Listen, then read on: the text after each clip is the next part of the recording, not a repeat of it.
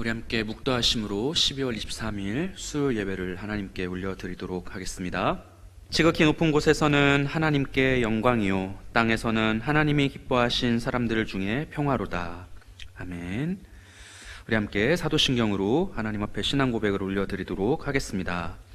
전능하사 천지를 만드신 하나님 아버지를 내가 믿사오며 그 외아들 우리 주 예수 그리스도를 믿사오니 이는 성령으로 잉태하사 동정녀 마리아에게 나시고 본디오 빌라도에게 고난을 받으사 십자가에 못 박혀 죽으시고 장사한 지 사흘 만에 죽은 자 가운데서 다시 살아나시며 하늘에 오르사 전능하신 하나님 우편에 앉아 계시다가 저리로서 산자와 죽은 자를 심판하러 오시리라.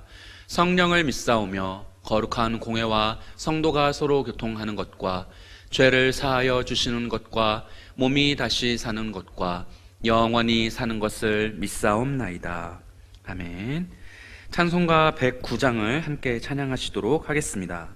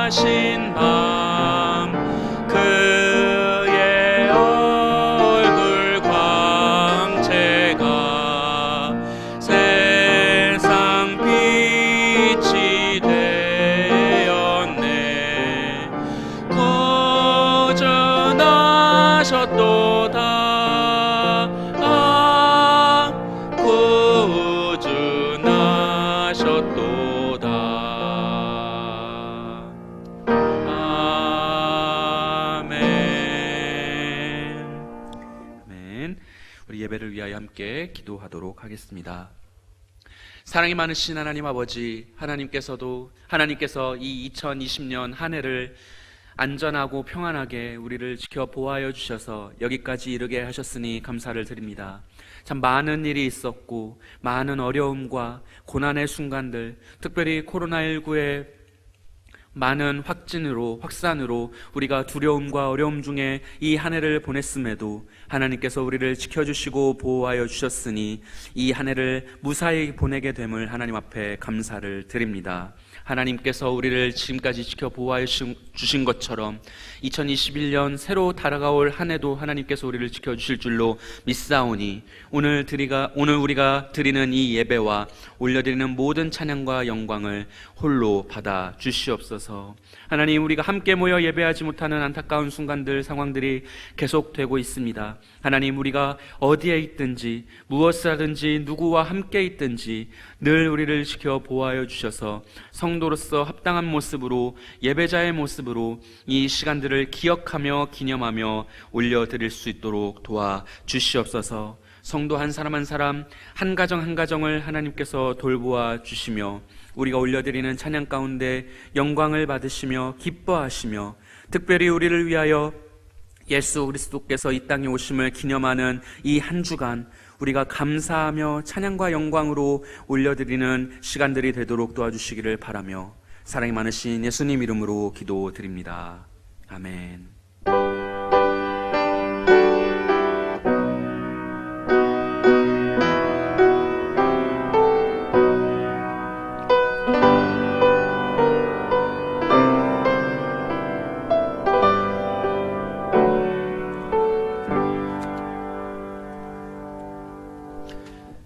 우리 하나님의 말씀 창세기 1장 1절부터 5절까지를 함께 읽도록 하겠습니다. 창세기 1장 1절부터 5절까지의 말씀입니다. 구약성경 구약 첫 페이지에 있습니다. 제가 읽어드리도록 하겠습니다. 태초에 하나님이 천지를 창조하시니라. 땅이 혼돈하고 공허하며 흑암이 깊음 위에 있고 하나님의 영은 수면 위에 운행하시니라. 하나님이 이르시되 빛이 있으라 하시니 빛이 있었고 빛이 하나님이 보시기에 좋았더라. 하나님이 빛과 어둠을 나누사 하나님이 빛을 낮이라 부르시고 어둠을 밤이라 부르시니라. 저녁이 되고 아침이 되니 이는 첫째 날이니라. 아멘. 오늘 우리가 읽은 말씀을 중심으로 그리고 창세기 1장 전체적인 내용을 중심으로 시작 하나님의 선택 이라는 제목의 말씀 함께 생각해 보도록 하겠습니다. 우리에게는 우리의 지혜로운 선조들이 아주 훌륭한 많은 유산들을 남겨주었습니다. 우리 선조들이 남겨주는 좋고 중요한 아주 유익한 많은 유산들 중에서 제가 개인적으로 많은 것들을 영향을 받고 있겠지만 제가 개인적으로 많은 유익과 영향을 받고 있는 것은 아주 좋은 유산은 바로 속담입니다. 속담은 누가 한 말인지 정확하게 알려져 있지 않은 말들입니다. 누가 한 말인지 언제 어떤 정황을 거쳐서 우리에게 전해진 말인지 정확히 알려지진 않았지만 많은 세월이 지나고 수많은 사람들에게 동일하게 적용되며 무릎을 치게 만드는 삶의 통찰과 지혜로움이 수많은 속담 속에 담겨 있는 것을 우리가 잘 알고 있습니다.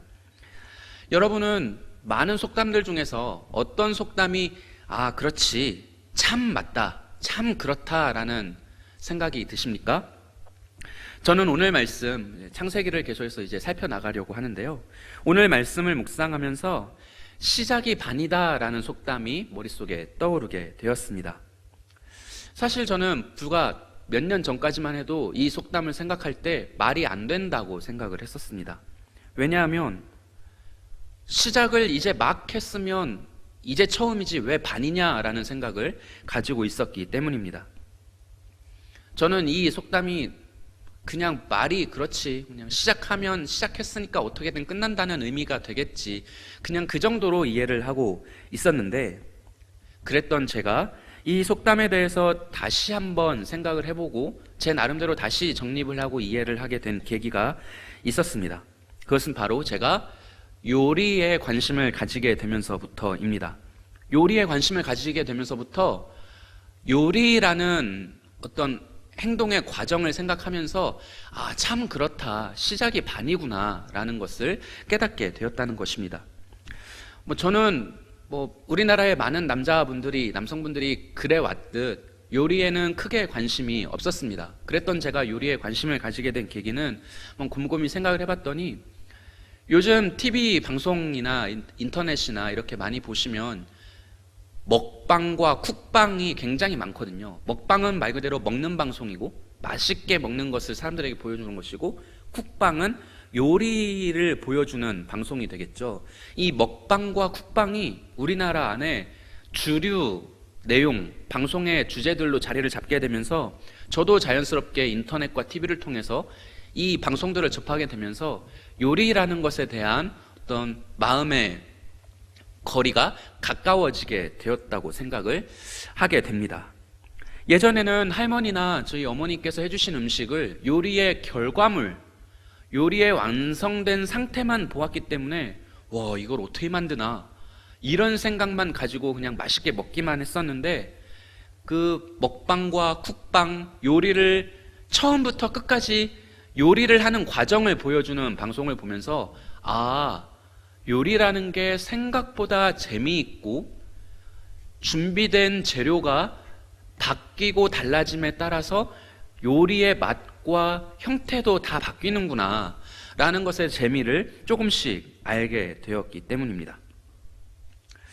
그러면서 이런 방송들을 보면서 나도 내가 좋아하는 음식을 내가 넣고 싶은 재료, 이 음식에는 이 재료가 많았으면 좋겠는데 라는 생각이 됐던 그런 것들을 내가 마음껏 요리를 해서 한번 먹어보자 라는 생각을 가지면서 요리에 관심이 조금씩 더 생겨나게 되었습니다. 요리의 과정을 보여주는 모든 방송 프로그램은 맨 처음에 오늘의 요리는 무엇인가 결과물을 먼저 발표를 하고, 그 요리를 만들기 위해서, 그 요리를 진행해 나가기 위해서, 음식을 만들기 위해서 어떤 재료가 필요한지를 쭉 소개를 해주게 됩니다. 요리를 이제 막 시작하는 순간이 되겠죠. 그런데 이 요리를 막 시작하는 이 순간이 요리의 절반, 시작이 반인 순간, 중요한 순간이 된다는 것입니다. 왜 그러겠습니까?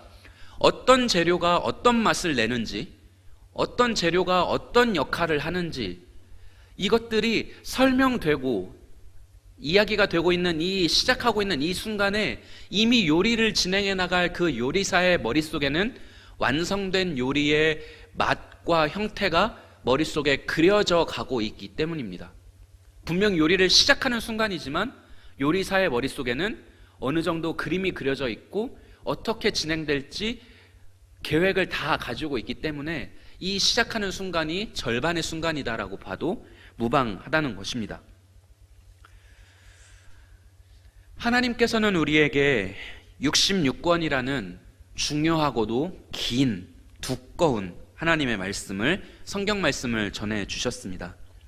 그리고 이 말씀은 길고도 중요한 만큼 우리에게 주어지기까지 기록되는 데에만도 오랜 세월이 걸렸습니다. 이 말씀은 하나님이 누구신지, 하나님이 어떤 일을 해오셨는지, 또 어떤 일들을 하실 것인지에 대해서 우리에게 알려주는 하나님에 대한 기록입니다. 우리의 부족한 지혜로는 하나님이 누구신지 다 어떻게 이해할 수가 있겠습니까? 우리는 하나님에 대해서 다 알 수가 없는데, 하나님께서 우리에게 당신이 어떤 분인지를 알려주기 위해서 기록으로 전해주셨다는 것입니다.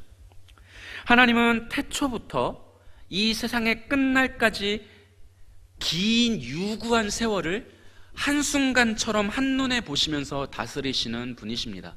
하루가 천날 같고 천년이 하루 같은 분, 그런 분이 우리 하나님이시지 않겠습니까?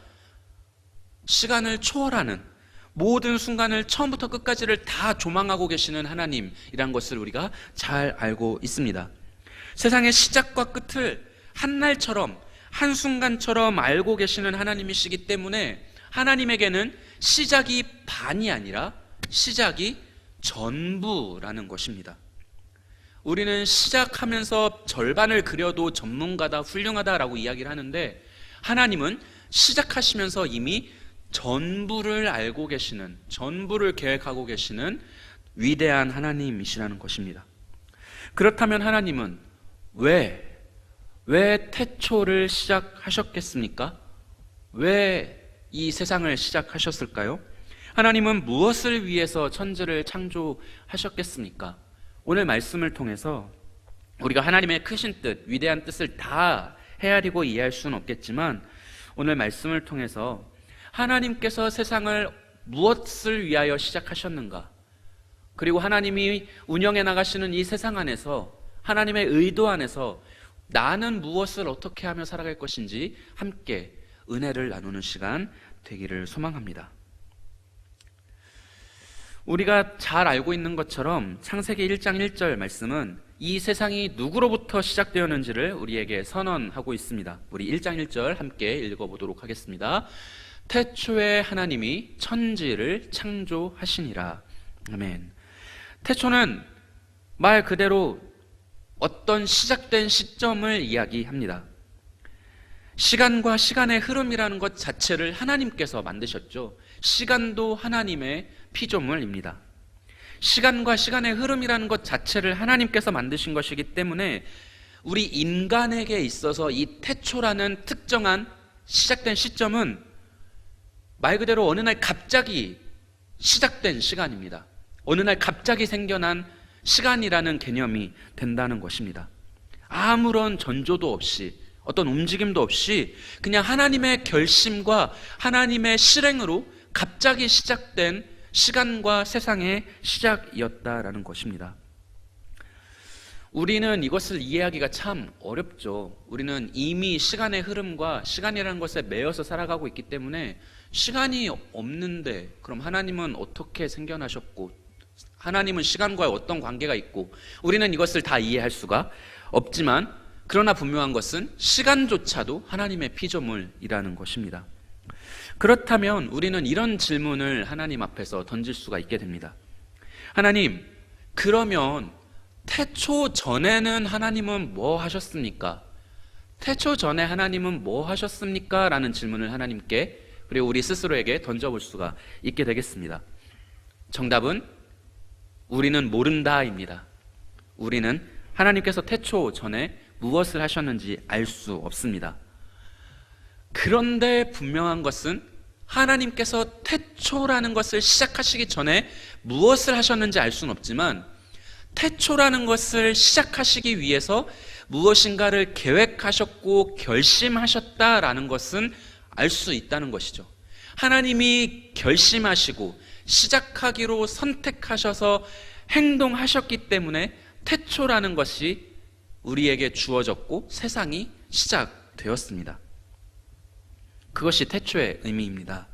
이것이 우리에게 얼마나 큰 은혜인지 우리 성도 여러분 와 닿으십니까? 하나님께서 태초를 결심하시고 세상을 시작하셨다. 이것은 우리에게 매우 놀라운 은혜가 됩니다. 하나님은 자존하신 분이고 자족하신 분이십니다. 스스로 계셨고 어떤 것도 부족한 것이 없는, 어떤 것도 필요한 것이 없는, 모자란 것이 없는 분이신 하나님께서 갑자기 무엇인가를 결심하시고 선택하셔서 일하셨다는 것입니다. 이때 태초를 시작하셨던 하나님은 시작과 동시에 지금 시작되는 이 태초가 어떻게 결말이 될 것인지, 지금 태초에 시작되는 이 세상이 어떻게 끝날 것인지를 이미 머릿속에 한순간처럼 알고 계셨을 것입니다. 태초의 사역을 시작하시면서 전부 종말의 일까지 다 알고 계셨을 하나님이기 때문에 사실 하나님은 굳이 태초라는 선택을 하지 않으셨어도 상관이 없었다라는 것입니다. 실제로 세상을 만드는 수고를 하지 않으셨어도, 인간을 만드시고 인간과 관계를 맺지 않으시고도 얼마든지 머릿속에서, 얼마든지 하나님의 계획 속에서만도 충분히 이것들이 어떻게 되는지, 무슨 일들이 있을 것인지, 어떤 유익과 즐거움을 하나님이 얻으실 것인지 다 아셨기 때문에 굳이 하실 필요가 없었다라는 것입니다. 그런데 하나님께서 굳이 태초라는 시점에 어떤 계획을 실행하시고 그것을 이루어 가셨기 때문에 저와 여러분이 이 세상에 태어나 하나님을 알고 하나님의 은혜를 받고 성도로서 찬양하며 기쁘게 살아갈 수 있게 되었다는 것입니다. 그래서 태초는 우리에게 은혜가 됩니다. 하나님의 사랑이, 하나님의 사랑의 결심이 이미 그 순간에 우리에게 전달될 것이 결정된 순간이기에 그 태초의 하나님의 선택은 우리에게 크나큰 은혜인 것입니다. 하나님은 굳이 하지 않으셔도 될 수고로운 일을 행하셨습니다. 그 결과로 우리가 하나님의 사랑을 입은 자녀가 되었습니다. 시작이 반을 넘어 전부이신 하나님이시기 때문에 저와 여러분을 미리 하시고 사랑의 수고를 감당해 주셨습니다. 이 은혜를 하나님 앞에서 감사할 수 있는 저와 여러분이 되었으면 좋겠습니다. 그렇다면 하나님은 무엇을 위해서 태초에 세상을 만들기로 결심하셨을까요? 보통 우리가 이 창세기 1장의 천지창조의 부분의 말씀을 연구하고 아니면 성경을 공부하고 말씀을 나눌 때 보통은 첫째 날부터 여섯째 날까지 하나님이 매일매일 무엇을 만드셨는가, 만드신 순서와 만드신 것들의 어떤 짝이 맞는 신학적 의미, 하나님의 의도, 이런 것들을 찾아내기 위해서 노력들을 많이 합니다. 물론 이것은 매우 중요한 일입니다. 하나님께서 어떤 순서로 세상을 창조하셨는가, 그 순서 안에, 그리고 짝을 이루는 그 조합 안에 어떤 의미가 있는가, 이것은 분명히 하나님이 어떤 의도를 가지고 하셨을 것이기 때문에 매우 중요한 연구입니다. 그러나 제가 개인적으로 생각하기에 이 첫째 날부터 여섯째 날까지 하나님의 천지창조의 내용에 있어서 정말 중요한 것은 그렇게 매일매일 하나님께서 만드신 피조물들이 무엇을 위해서 어떤 목적을 향해서 이루어져 가고 있는가 하는 것입니다. 하늘과 땅과 바다와 1월 성신과 나무와 풀과 생물들 모두 어떤 목적을 위하여 세상에 지어지고 있는가 하는 것입니다. 이것은 분명하게 인간의 생존을 위하여 지어지고 있었습니다. 네, 그런 얘기 많이 들어보셨죠? 인간이 마지막 날 창조된 것은 상식적으로 너무 당연한 일이다라고 이야기를 들어보셨을 겁니다. 인간이 생존하는데 필요한 모든 것들을 하나님께서 구비해 두시고 마지막에 인간이 살아갈 수 있는 아주 최적화된 환경에 인간을 만들어 주신 것은 하나님의 놀라운 계획 안에서 우리가 이해해 볼 수 있는 상식적인 순서라는 것입니다. 그렇다는 것은 결국 하나님이 시간을 만드시고 태초라는 시점에 선택을 하셔서 세상을 만드신 것은 인간을 만들기 위해서였다라고 말을 해도 무리가 아니라는 것입니다. 하나님이 태초에 세상을 만드신 것은 인간을 세상에 두시기 위해서였다는 것입니다. 하나님은 그렇다면 왜 인간을 만드시는 수고로운 일을 하셨겠습니까? 인간을 만들기 위해서 엿새라는 기간 동안에 세상의 모든 것들을 차곡차곡 만들어 주셨는데, 그리고 낮과 밤이라는 시간의 배분까지도 하나님께서 세세하게 아주 세밀하게 다 조정해 두시고 인간을 두셨는데 왜 인간을 위하여 이렇게 수고로운 일을 하셨겠습니까? 우리 이사야 43장 21절 말씀을 함께 읽어보도록 하겠습니다. 함께 읽겠습니다. 이 백성은 내가 나를 위하여 지었나니 나를 찬송하게 하려 함이니라. 아멘. 하나님은 인간을 당신을 찬송하게 하려고 만드셨다고 말씀하고 있습니다. 이 말씀을 이 부분만 떼서 생각을 해보면 오해의 소지가 있습니다. 나는 인간을 나를 찬송하게 하려고 지었다 라는 이 문장만 가지고 이해를 하면 굉장히 하나님이 갑질을 하시는 악덕 사업주 같은 그런 느낌을 지을 수가 없게 되는 것입니다. 나는 그럴 능력이 있으니까, 나는 너희의 주인이니까 나를 찬송하라고 너희들을 만들었어. 근데 너희는 나를 찬송해 라는 뉘앙스로 이것을 받아들이게 된다면 굉장히 하나님이 이기적인 분처럼 느껴지게 되기도 합니다. 하지만 우리가 아주 잘 알고 있는 한 믿음의 대가의 신앙의 고백을 살펴볼 건데요, 이 믿음의 대가의 신앙의 고백을 살펴보면 하나님은 악덕 창조주가 아니라 은혜가 풍성하신 사랑의 아버지이시다라는 것을 깨닫게 됩니다. 바로 다윗의 고백인데요, 시편 8편 3절부터 6절까지의 말씀 함께 보도록 하겠습니다.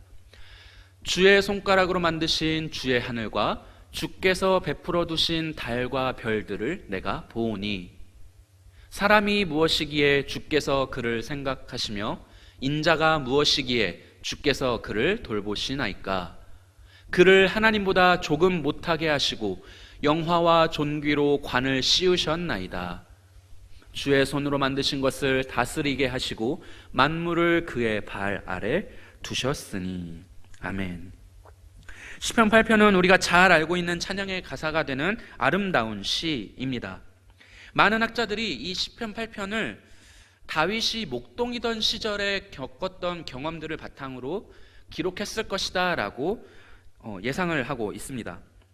목동이던 시절에 다윗의 하루를 생각해 볼까요? 목동이던 시절에 다윗의 하루는 양떼와 함께 시작했고 양떼와 함께 마무리가 되었을 것입니다. 양들을 이끌고 높은 산에 올라가 양들에게 꼴을 먹이고, 목자였던 다윗은 푸른 초장, 높은 산에 널찍한 푸른 초장에 누워서 흘러가는 구름과 하늘에 떠 있는 해와 또 살랑이는 바람을 느꼈을 것입니다. 그 대자연의 아름다움을 다윗이 감탄하면서 느끼지 않았겠습니까? 또 밤이 되었을 때는 어떻겠습니까? 양들이 모두 잠든 늦은 밤하늘에 반짝이는 달과 별들을 바라보며, 그리고 고요한 세상에 어둠을 덮어 세상을 쉬게 하신 하나님의 은혜와 사랑을 경험하면서 이 경이롭고 아름답고 놀라운 세상을 만드신 하나님에 대하여 감탄하게 되었다는 것입니다. 하나님이 만들어 두신 세상을 보니 너무나 놀랍습니다. 너무나 아름답습니다. 하나님, 당신은 어찌 이렇게 대단한 분이십니까?를 느끼고 경험하게 되었을 것입니다. 그렇게 하나님의 위대하심을 체험할수록 다윗의 마음에 차오르는 것은 그 하나님에 대한 감사와 찬양이었습니다. 그렇게 위대하신 하나님, 이 위대한 자연 만물까지도 아무렇지 않게 말씀으로 만들어내실 수 있는 위대하신 하나님께서 먼지와도 같은 나를 사랑해 주시고 지켜봐 주시고 인도해 주시는 그 은혜와 감격에 하나님을 찬양할 수밖에 없었을 것입니다. 이것이 하나님의 태초의 선택, 창조를 대하는 성도의 올바른 태도입니다. 이것이 하나님께서 인간을 만드신 이유입니다.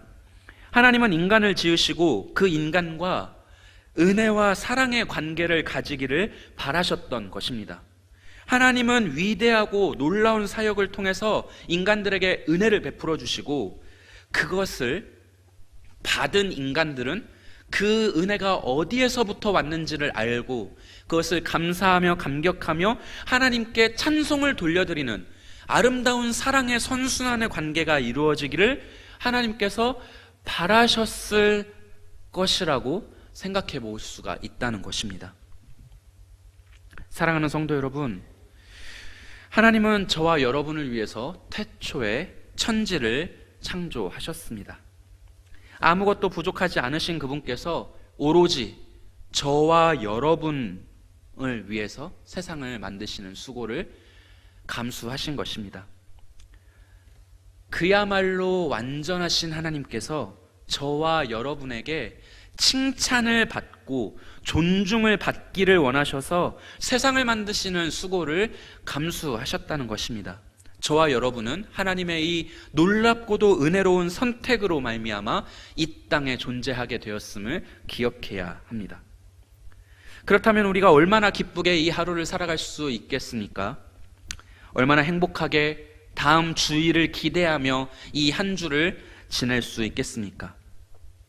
코로나와 무수한 질병과 삶의 고난들이 닥쳐올지라도 얼마나 담대하게 한 해를 보낼 수가 있겠습니까?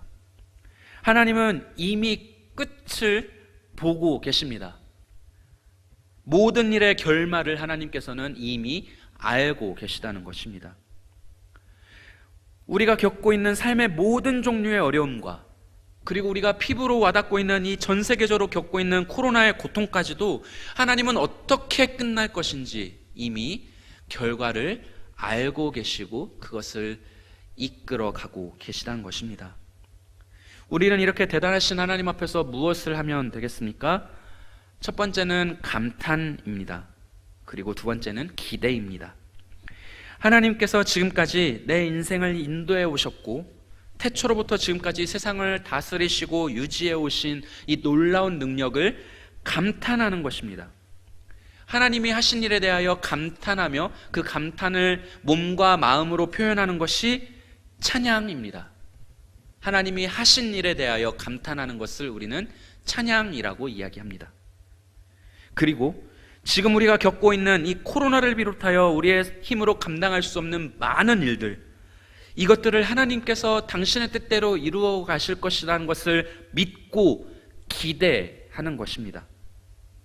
하나님이 무엇을 하실지 기대하며 의지하는 것을, 그리고 그것을 말과 몸으로 표현하는 것을 기도라고 합니다. 하나님이 하신 일에 대하여 감탄하는 것은 찬양이고 하나님이 하실 일에 대하여 기대하는 것은 기도입니다. 그래서 성도는 하나님 앞에, 하나님의 창조물인 우리는, 하나님의 선택으로 말미암아 지어진 우리는 하나님 앞에 찬양과 기도를 올려드릴 수밖에 없는 것입니다. 말씀을 맺도록 하겠습니다. 우리가 함께 모여서 예배할 수 없고 삶의 불확실한 일들이 점점 더 찾아오게 될 때 더욱 하나님께서 지금껏 해오신 일에 감탄하게 되시기를 주님의 이름으로 부탁을 드립니다. 그리고 더욱 대단한 능력으로 그 놀라운 모든 일들을, 어려운 모든 일들을 해결해 주시고 올바른 방향으로 이끌어 주실 것을 기대하면서 하나님 앞에 의지하는 마음으로 아버지 되신 하나님을 바라보게 되기를 주님의 이름으로 축복하며 부탁을 드립니다. 하나님은 이미 회복과 부흥의 시기를 바라보시며 우리를 그곳으로 인도하고 계시는 줄로 믿습니다. 기도하겠습니다. 사랑이 많으신 하나님 아버지, 하나님께서는 천년을 하루처럼 시작의 순간에 이미 모든 일들의 결말을 알고 계시는 전지전능하신 하나님인 줄 믿습니다. 그 하나님의 놀라운 은혜와 사랑의 선택으로 말미암아 우리가 이 땅 가운데 살아가게 된 줄로 믿사오니, 주여 하나님, 지금 우리가 겪고 있는 이 어려움의 시간들, 우리는 우리의 힘으로 감당할 수 없는 많은 수많은 어려움들, 이것들을 하나님 앞에 의지하며 하나님을 붙드오니 우리를 도와주시옵소서. 하나님께서 이미 보고 계시며 이미 계획해 두신 모든 일들의 결말을 우리에게 밝히 보여주시고 우리가 속히 그곳에 이르게 하시사 이 코로나의 종식을 속히 바라보게 하시며 우리의 삶의 개인적인 어려움들을, 극복의 날들을 속히 바라보게 하시며 우리 군산동강교회의 부흥과 한국교회의 회복의 날들을 사모하며 기대하며 속히 이르게 하여 주시옵소서. 우리에게 태초와 천지 창조의 은혜를 베풀어 주신 하나님께 감사를 드리며 사랑이 많으신 예수님의 이름으로 기도드립니다. 아멘. 우리 함께 찬송가 112장을 찬양하시도록 하겠습니다. 찬송가 112장입니다.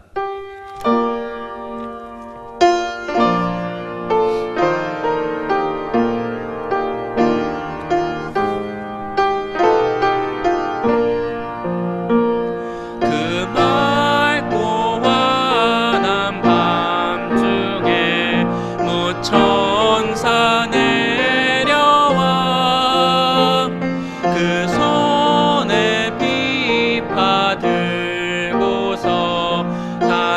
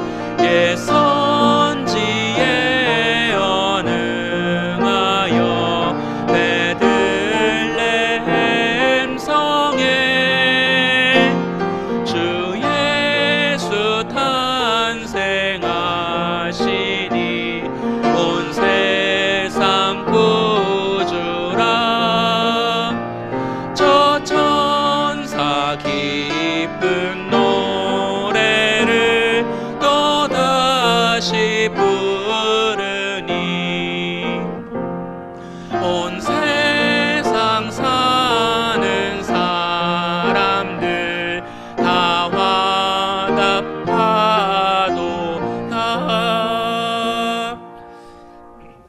아멘. 몇 가지 교회 소식을 전달해 드리도록 하겠습니다. 계속해서 새벽 예배와 수요 예배는 코로나에 대한 방역 지침으로 온라인으로 진행이 되고 있습니다.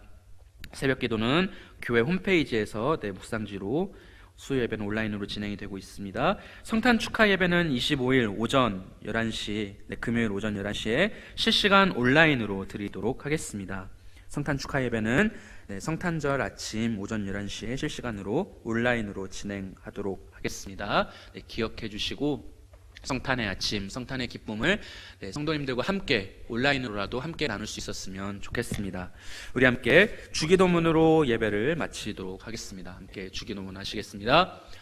하늘에 계신 우리 아버지여, 이름이 거룩히 여김을 받으시오며 나라의 임하옵시며 뜻이 하늘에서 이룬 것 같이 땅에서도 이루어지이다. 오늘날 우리에게 일용할 양식을 주옵시고 우리가 우리에게 죄 지은 자를 사하여 준 것 같이 우리 죄를 사하여 주옵시고 우리를 시험에 들게 하지 마옵시고 다만 악에서 구하옵소서. 대개 나라와 권세와 영광이 아버지께 영원히 있사옵나이다. 아멘.